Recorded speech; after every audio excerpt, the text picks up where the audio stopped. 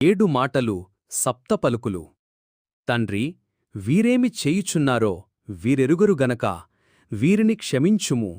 లూకా 23వ అధ్యాయం 34వ వచనము. నేడు నీవు నాతో కూడా పరదైసులో ఉందువు.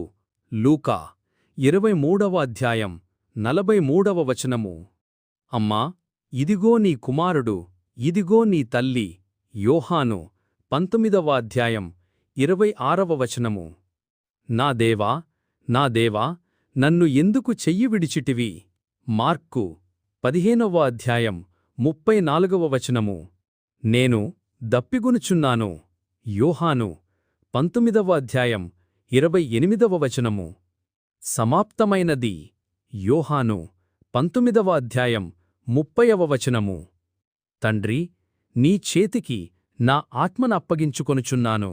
లూకా 23వ అధ్యాయం 46వ వచనము. ఆమేన్. దేవుడు తమ వచనాలను ఆశీర్వదించునుగాక.